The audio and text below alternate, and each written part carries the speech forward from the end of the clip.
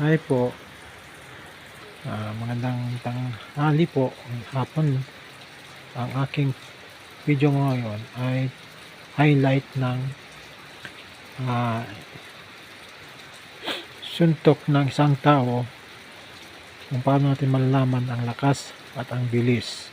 At tara na at panoorin ang video ito.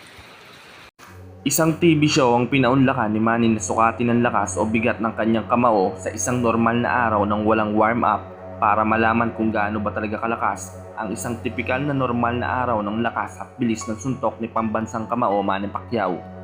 Ating niyang alamin at panoorin ang footage ng pagsukat at pag-aaral sa lakas at bilis ng ating pambansang kamao. Taong 2015, bago simulan ang pinakahihintay na laban ni Pacquiao kontra kay Mayweather, kung saan ang kanyang edad pa lamang ay 36 anyos at ang boxing record pa lamang niya ay 57 wins, 5 talo at 2 draw, isang science team ang nagdesisyong sukatin ang lakas ng kamao ni Pacquiao gamit ang Special High Speed Motion Capture Technology. Sa pamamagitan nito, masusukat ng accurate at saktong-sakto ang bigat at bilis ng suntok ni pambansang kamao Manny Pacquiao ng walang boxing gloves.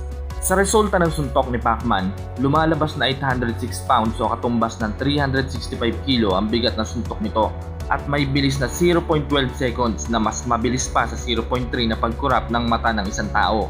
At kung tatamaan ka nito, paliwanag ng mga nag-eksperimentong team, para ka na rin daw tinamaan ng isang shotgun.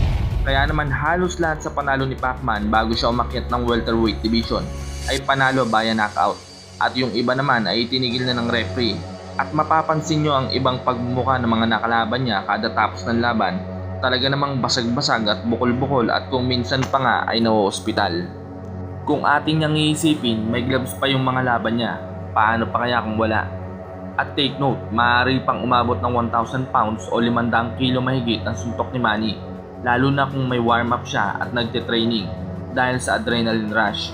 Sabi nga ng ilang eksperto, kapag nasuntok ka ng kamao ni Pacman na may bigat na 806 pounds, ay para ka na ring hinampas ng hollow block na direkta sa pagmumukha mo, na mawawalan ka na lang ng malay dahil sa sobrang lakas at maaari mo pang ikamatay. Sa buong karir nga ni Manny sa boxing, halos lahat ng kanyang nakakalaban ay mas malalaki at mahaba pa sa kanya ang mga bias.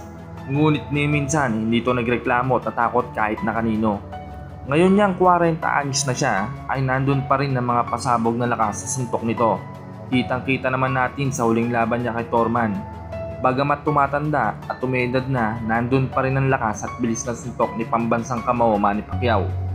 Sa huling parte ng kanyang interview, tinanong siya kung paano daw niya na-achieve ang ganong kalakas na suntok. Umuti lang ito at sinabing galing daw kay God ang lakas na suntok niya. Regalo daw sa kanya ito, pakumbabang sagot ng Pacman. At dito nagtatapos